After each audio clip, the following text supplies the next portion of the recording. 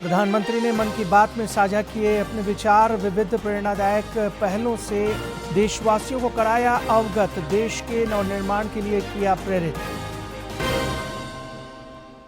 मुख्यमंत्री ने असम में किया चुनावी शंखनाद। जनजातीय समाज को अधिकार दिलाने का संकल्प। प्रदेश भाजपा पदाधिकारियों की 24 सदस्यीय टीम घोषित। हजारीबाग दुष्कर्म पीड़िता के लिए इंसाफ की मांग तेज। डीजीपी ने विशेष जांच दल का किया गठन। धनबाद में उपद्रवियों को गिरफ्तार कर कराई परेड। और खेलो इंडिया ट्राइबल गेम्स में राज्यों के बीच प्रतिस्पर्धा जारी। तैराकी में प्रिया उरांव ने जीता कांस्य। मिक्स रिले में झारखंड ने जीता स्वर्ण पदक।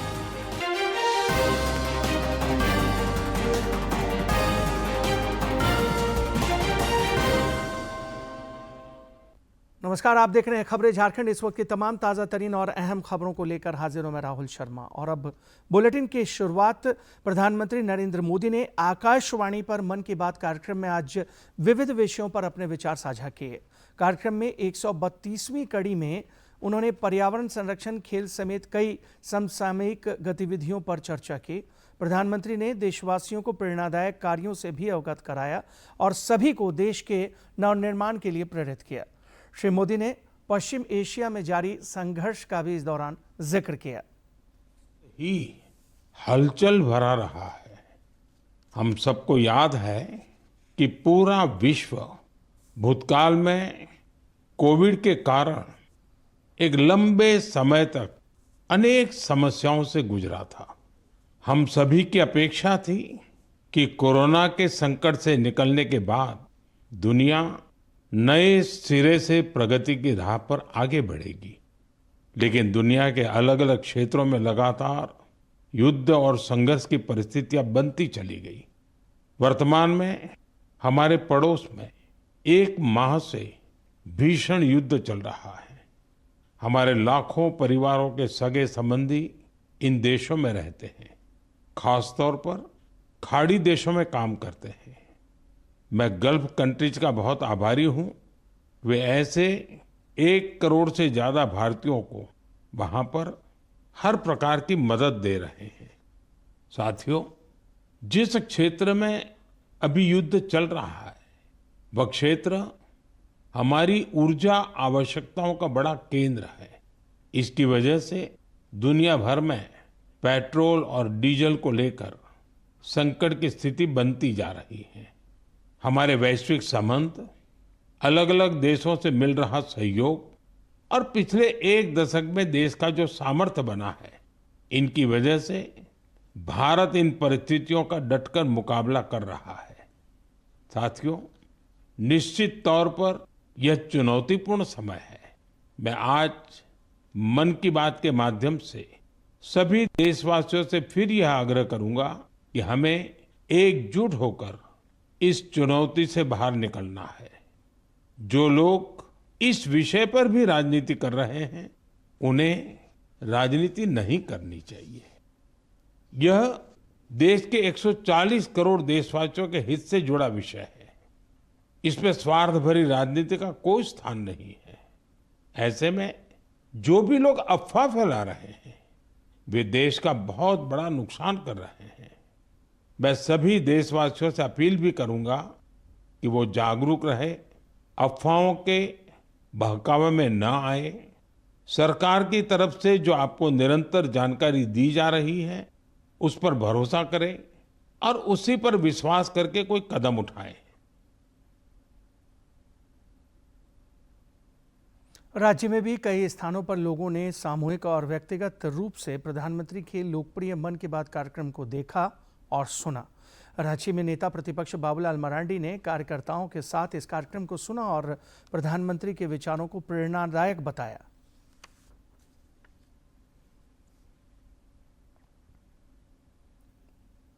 प्रधानमंत्री जी प्रत्येक महीना के आखिरी जो रविवार होता है, अंतिम रविवार होता है, तो मन की बात करते हैं। और मन की बात में एक तो सामयिक जो विषय होता है उसको भी निश्चित रूप से रखते हैं, और फिर देश में जिस प्रकार से अलग अलग क्षेत्रों में लोग काम कर रहे हैं, जिससे समाज प्रेरणा ले सकता है, ऐसे प्रेरक उदाहरणों को भी वो साथ में रखते हैं। उपराष्ट्रपति सीपी राधाकृष्णन ने युवाओं से चुनौतियों के समाधान और समावेशी विकास में योगदान देने का आह्वान किया है। उपराष्ट्रपति ने कल आईआईएम रांची के दीक्षांत समारोह में संबोधित करते हुए युवाओं को वित्तीय प्रबंधन और सफलता का मंत्र दिया। रांची स्थित भारतीय प्रबंध संस्थान में 15वें दीक्षांत समारोह का आयोजन किया गया। कार्यक्रम में बतौर मुख्य अतिथि उपराष्ट्रपति सीपी राधाकृष्णन शामिल हुए। उन्होंने विद्यार्थियों के उज्जवल भविष्य की कामना करते हुए उन्हें आर्थिक प्रबंधन का मंत्र दिया। उपराष्ट्रपति ने विद्यार्थियों की वित्तीय प्रबंधन से भी उन्हें अवगत कराया। It is always between the demand and supply, as you have studied. The demand and supply theory will apply for everything. And also the management. What is management? Your life itself is a management. You have to manage your life. You have to manage your resources. You have to manage your family. You have to manage where you are working. Managing the human beings is the toughest job in the world. कार्यक्रम के दौरान कई toppers को उपाधियां प्रदान की गईं। समारोह में शामिल राज्यपाल संतोष कुमार गंगवार ने युवा प्रतिभाओं के योगदान को सराहा और राष्ट्र निर्माण में योगदान की अपील की। माननीय प्रधानमंत्री जी के नेतृत्व में देश सबका साथ, सबका विकास, सबका विश्वास के मंत्र के साथ निरंतर आगे बढ़ रहा है।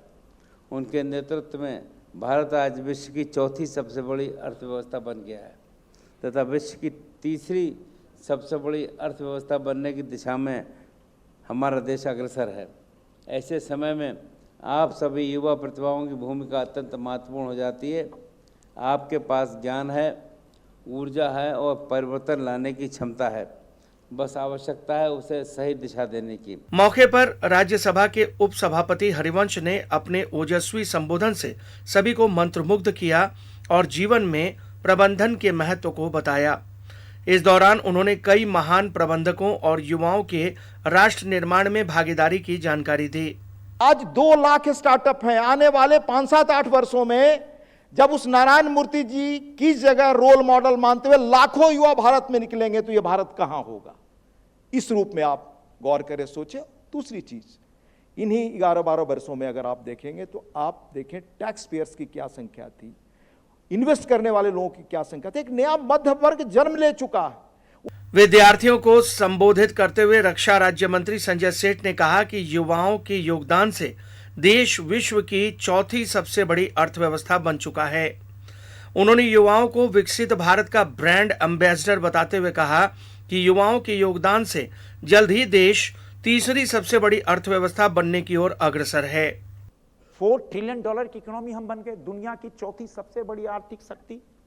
और किसको पछाड़कर? जापान की टेक्नोलॉजी को पछाड़कर।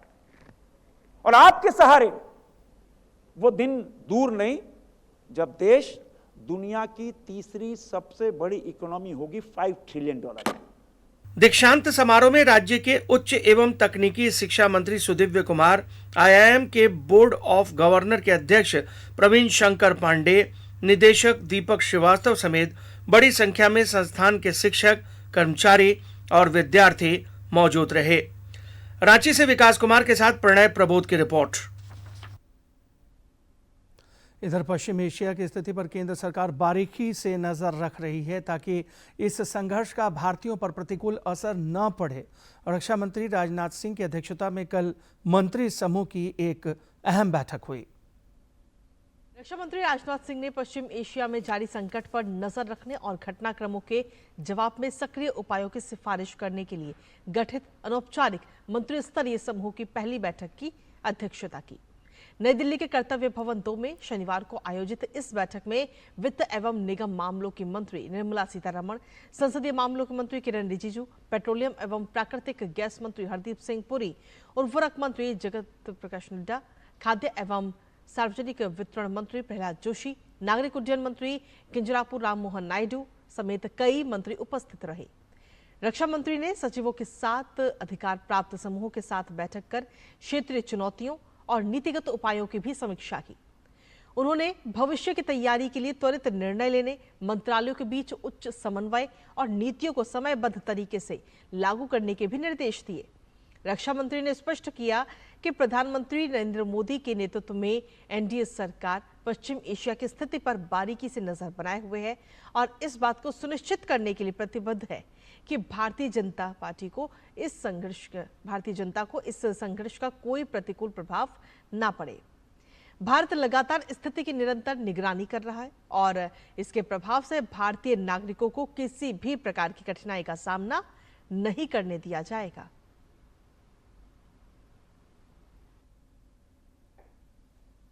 देश में पेट्रोलियम पदार्थों की आपूर्ति सामान्य है। एलपीजी की भी आवक बढ़ी है। गुजरात के तट पर एलपीजी की बड़ी खेप लेकर एक और जहाज पहुंच चुका है। की ऊर्जा सप्लाई चेन को मजबूत बनाए रखने के लिए गुजरात के कांडला स्थित वाडीनार टर्मिनल पर बड़ी एलपीजी खेप पहुंची है। एमटी जगवसंत नाम का जहाज 47,000 मीट्रिक टन से ज्यादा एलपीजी लेकर यहां पहुंचा है। पोर्ट अथॉरिटी के मुताबिक इस जहाज के साथ इसकी डॉटर वेसल रोज गैस भी वाडीनार पहुंच चुकी है, जिसमें शिप टू शिप ट्रांसफर के जरिए करीब 17,000 मीट्रिक टन एलपीजी लोड की जाएगी। पोर्ट अथॉरिटी के मुताबिक ये पूरा ऑपरेशन लगभग 15 घंटे में पूरा होगा और ट्रांसफर की प्रक्रिया कल सुबह तक समाप्त हो जाएगी। ट्रांसफर के बाद रोज गैस कांडला पोर्ट पहुंचेगा, जबकि जगवसंत बाकी एलपीजी लेकर मुंबई और न्यू मैंगलोर पोर्ट के लिए रवाना होगा। उल्लेखनीय है कि खाड़ी क्षेत्र की स्थिति पर भी सरकार की नजर बनी हुई है। राहत की बात यह है कि वहां मौजूद सभी भारतीय जहाज और नाविक सुरक्षित हैं और पिछले 24 घंटों में किसी भी अप्रिय घटना की सूचना नहीं मिली है।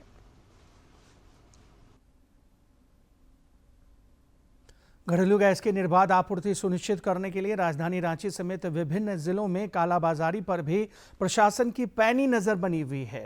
रांची के मोराबादी में गैस सिलेंडर की कालाबाजारी की सूचना पर छापेमारी अभियान चलाया गया। इस दौरान पाया गया कि एक दुकान पर घरेलू और व्यावसायिक गैस सिलेंडरों का भंडारण किया जा रहा था। बड़े सिलेंडरों से छोटे सिलेंडरों में गैस रिफिल करके यहां से अवैध कारोबार संचालित हो रहा था।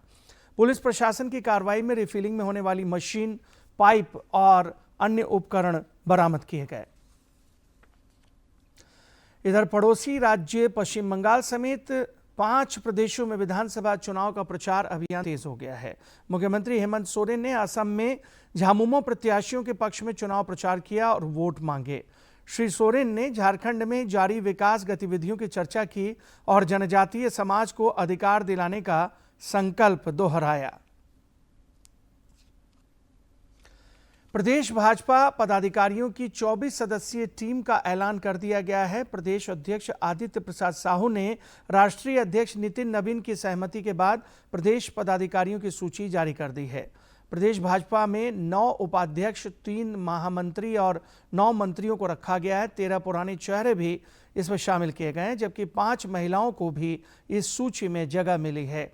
प्रदेश अध्यक्ष ने भरोसा जताया कि प्रदेश पदाधिकारियों के अनुभव, समर्पण और संगठन के प्रति निष्ठा से झारखंड में संगठन और अधिक सशक्त होगा और राष्ट्र सेवा के कार्यों को नई ऊर्जा मिलेगी।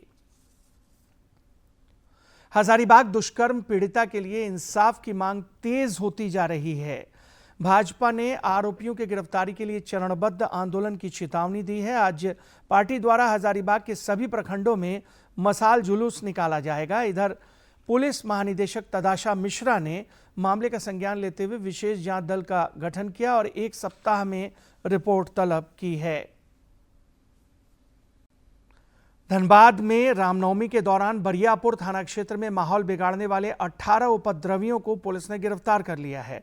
पुलिस ने कड़ा संदेश देते हुए इन उपद्रवियों को बलियापुर बाजार और भीखराजपुर इलाके में इनकी परेड भी कराई।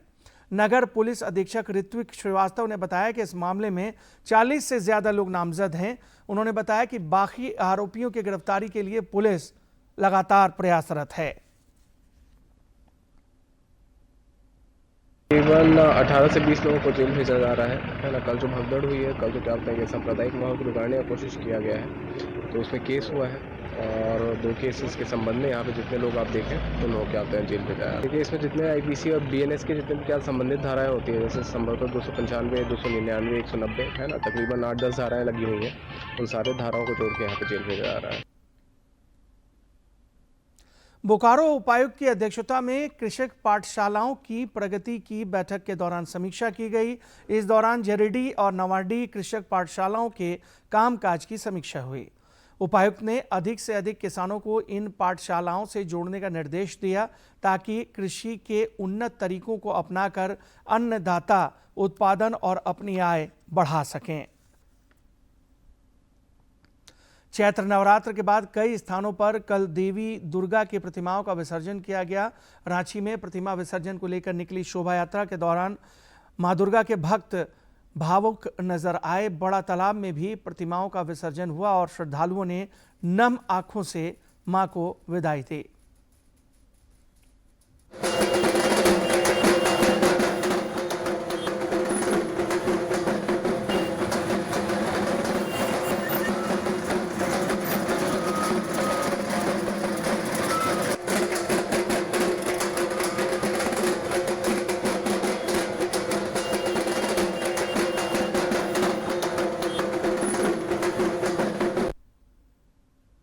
सिमडेगा में भी चैती दुर्गा पूजा के समापन के बाद विसर्जन की भव्य शोभा यात्रा निकली।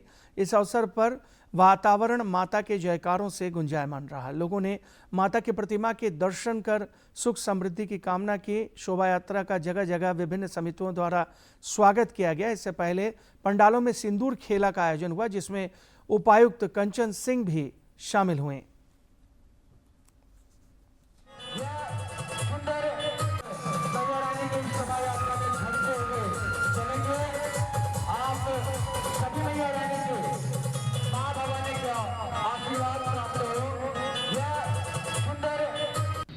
परंपरा अनुसार माँ की विदाई के समय सिंदूर खेला खेला जाता है। तो ये मेरा सौभाग्य है कि चैती दुर्गा के इस अवसर पर मुझे सिंदूर खेला में सामने का मौका मिला और सभी जिलेवासियों को एक बार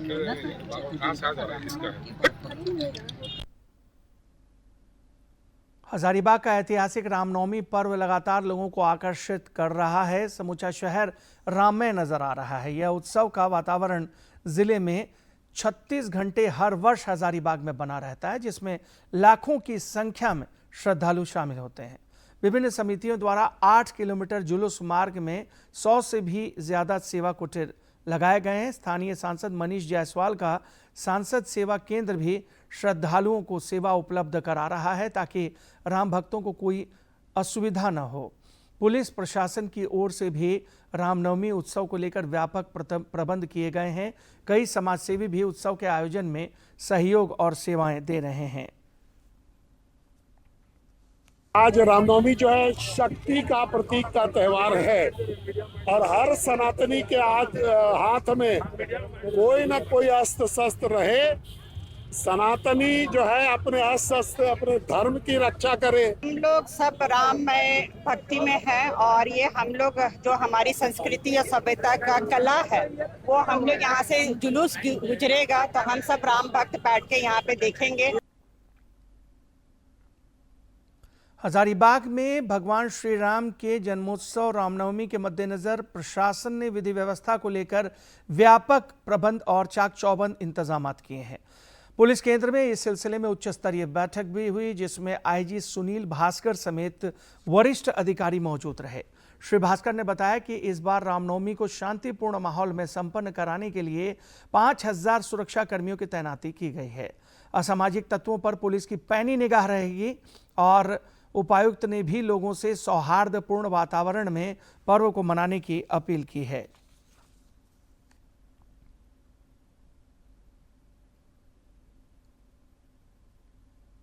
मुझे उम्मीद है कि पूरे राज्य में तो बहुत अच्छे से शांतिप्रिय तरीके से रामनवमी का पर्व संपन्न हो गया है। हजारीबाग में भी ये अंतिम चरण में है और यहाँ से 36 घंटे या 48 घंटे जितना समय लगेगा, हम लोग को we have to be on toes. हम लोग को बहुत अलर्ट रहना होगा। फिजिकली हम लोग को बहुत फिटनेस अपना ठीक रखना होगा। मेंटली अलर्ट रहना होगा कि ये जो अंतिम 48 घंटे हैं इसमें किसी प्रकार की कोई त्रुटि या चूक किसी स्तर से ना हो। ये जो कार्यक्रम स्टार्ट होना है इसको भी एक नए तरीके से आप लोगों को देखना है और एक नए चैलेंज के तौर पे देखना है। कहीं से भी हमको ओवर कॉन्फिडेंस जो है या सेफ्टी मानक के लापरवाही में मैं आप लोगों से उम्मीद नहीं करता हूं। मैं चाहता हूं कि जो भी सेफ्टी मानक आप लोगों को अपने इंस्टीट्यूशंस के द्वारा पहले जो बताए गए हैं, आज जो एसपी महोदय ने बताया या आईजी सर, डीआईजी सर जो आप लोगों को ब्रीफ करेंगे, उन सब पे हम लोगों को बहुत सावधानी से पालन करना है। इधर लाहौर नगरी जमशेदपुर में रामनवमी का विसर्जन जुलूस आस्था, उत्साह और परंपरा के साथ अद्भुत संगम बनते हुए निकला। लाहौर नगरी के कई इलाके इस दौरान जय श्री राम और जय बजरंग बली के नारों से गुंजायमान रहे। अखाड़ों की ओर से अस्त्र शस्त्र के खरतब भी दिखाए गए। ताशा और ढोल की धुनों ने लोगों को पूरी तरह से भक्तिमय वातावरण में मदहोश कर दिया। पूर्व मुख्यमंत्री रघुवर दास ने अपने आवास के पास विसर्जन जुलूस में शामिल श्रद्धालुओं का उत्साह बढ़ाया। विभिन्न मार्गों से गुजरते हुए जुलूस स्वर्णरेखा घाट पहुंचे और विसर्जन हुआ।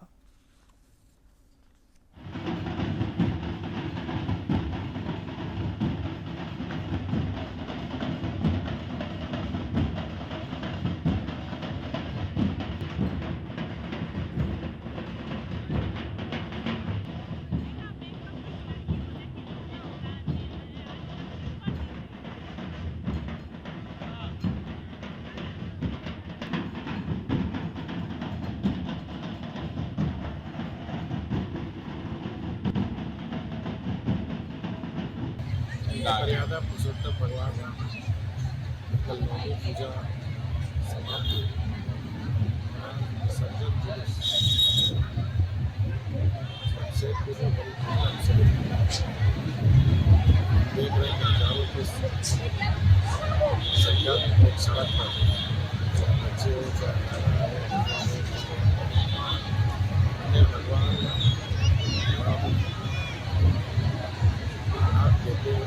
के साथ साथ पूरे पर्व को उमंग और उत्सव ये पर्व त्योहार हमारी संस्कृति में है।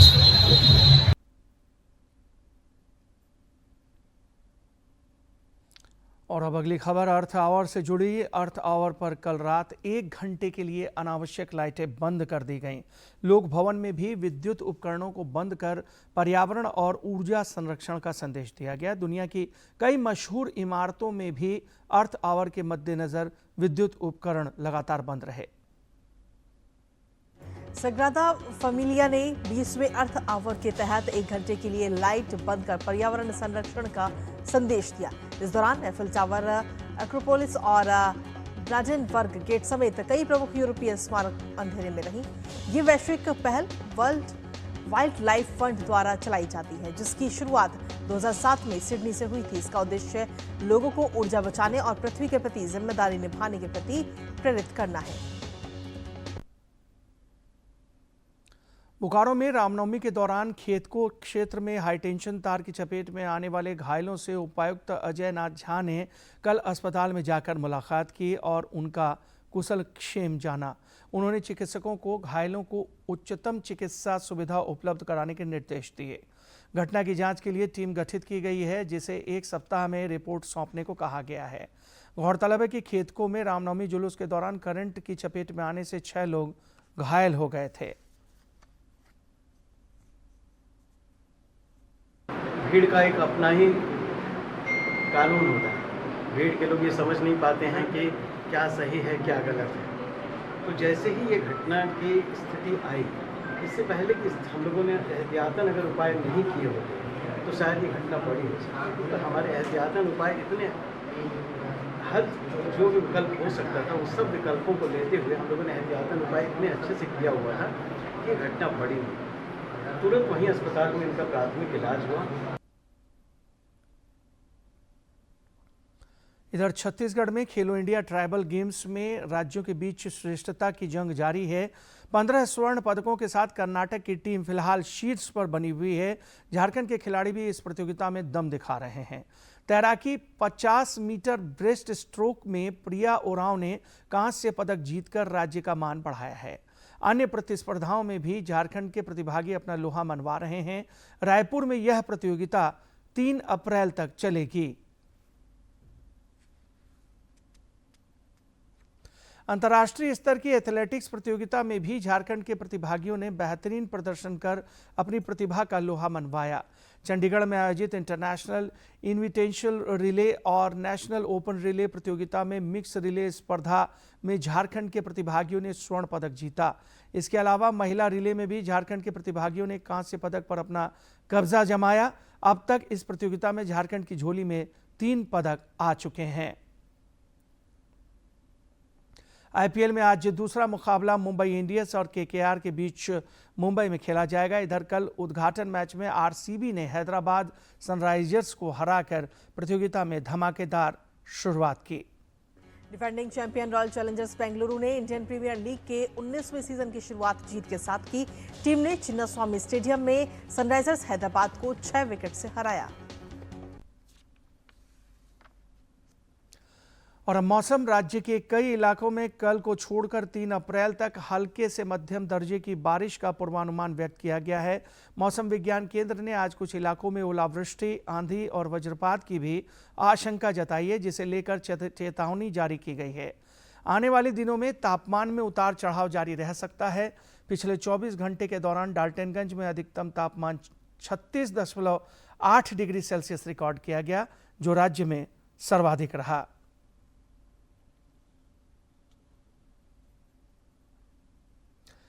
और आइए अब जानते हैं किन बातों के लिए आज का दिन बेहद खास है और इतिहास के पन्नों में लिखा गया है। 29 मार्च वर्ष 1857 में भारतीय स्वतंत्रता संग्राम की शुरुआत पहले सैनिक विद्रोह के साथ हुई। कोलकाता के पास बैरकपुर छावनी में ईस्ट इंडिया कंपनी के अंग्रेज अफसर पर सिपाही मंगल पांडे ने गोली चलाई। अंग्रेजी शासन के खिलाफ भारत में यह पहला बड़ा विद्रोह था। ब्रिटिश सेना में रहते हुए इन्होंने अंग्रेजों के खिलाफ मोर्चा खोला था। मंगल पांडे ने गाय की चर्बी युक्त कारतूस को मुंह से काटने से मना कर दिया। नतीजतन इन्हें गिरफ्तार कर 8 अप्रैल 1857 को फांसी दे दी गई। 29 मार्च वर्ष 1981 में पहली बार लंदन मैराथन का आयोजन किया गया। इसी दिन रविवार को हजारों लोग लंदन की सड़कों पर पहली मैराथन में भाग लेने के लिए उतरे। लगभग 26 मील की इस मैराथन में पहली बार में ही 6700 लोगों ने भाग लिया। मैराथन का यह विचार सबसे पहले एक ओलंपिक खिलाड़ी क्रिस ब्रेशर के दिमाग में आया था। इसके बाद हर साल इसका आयोजन होता रहा। हर साल इसमें लगभग 30,000 लोग भाग लेते हैं। अनेक जानी मानी हस्तियां भी इसका हिस्सा बनती हैं। इस मैराथन के जरिए लोगों में भाईचारे की भावना को बढ़ाने का संदेश दिया जाता है। 29 मार्च वर्ष 1954 को दिल्ली में राष्ट्रीय आधुनिक कला संग्रहालय की स्थापना की गई। यह गैलरी देश में अग्रणी स्थान रखती है। औपचारिक रूप से एनजीएमए का उद्घाटन पंडित जवाहरलाल नेहरू की उपस्थिति में उपराष्ट्रपति डॉक्टर सर्वपल्ली राधाकृष्णन ने किया था। तितली के आकार में निर्मित इस भवन के मध्य में एक गोलाकार सभागार है। एनजीएमए के उद्घाटन के मौके पर मूर्ति कला की एक प्रदर्शनी आयोजित की गई थी। इसमें उस दौर के सभी जाने माने मूर्तिकारों जैसे देवी प्रसाद राय चौधरी, राम किंकर बैज, शंखो चौधरी, धनराज भगत, सरबरी राय चौधरी की भागीदारी देखी गई। ये संग्रहालय देश की सांस्कृतिक दर्शन को बखूबी प्रदर्शित करता है।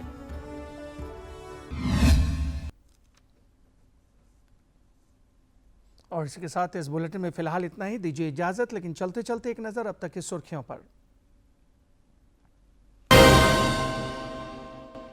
प्रधानमंत्री ने मन की बात कार्यक्रम में साझा किए अपने विचार। विविध प्रेरणादायक पहलों से देशवासियों को कराया अवगत।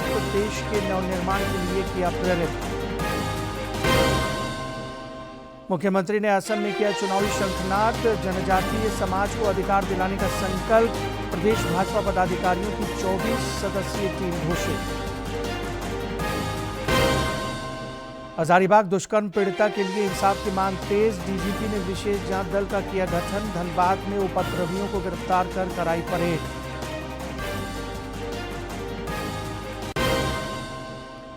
और खेलो इंडिया ट्राइबल गेम्स में राज्यों के बीच प्रतिस्पर्धा जारी। तैराकी में प्रिया उरांव ने जीता कांस्य, मिक्स रिले में झारखंड ने जीता स्वर्ण पदक।